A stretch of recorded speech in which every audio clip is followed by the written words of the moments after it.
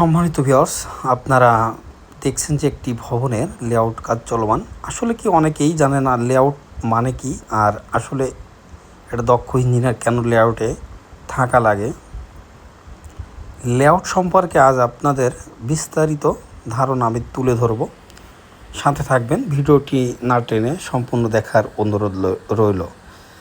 যারা ভবন নির্মাণ করতে চাচ্ছেন তাদের জন্য খুব সহজ হবে আশা করি। লেআউট অর্থ বোঝায় যে নির্মাণ প্রকল্পে নকশা অনুসারে সরাসরি মাটির উপর ফুটিয়ে তোলাকেই লেআউট বলে। অর্থাৎ কাগজে বা কম্পিউটারে বা ইঞ্জিনিয়ার কর্তৃক যে ড্রয়িং আছে সেই ড্রয়িংগুলো মাটিতে স্থাপনা করাকেই লেআউট বলা হয়।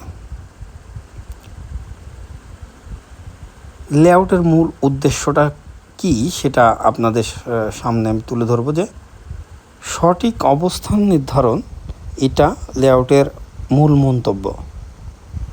কলামের সেন্টার লাইন ঠিক করা, সীমানা রক্ষা করা, লেআউট দেওয়ার ধাপসমূহ।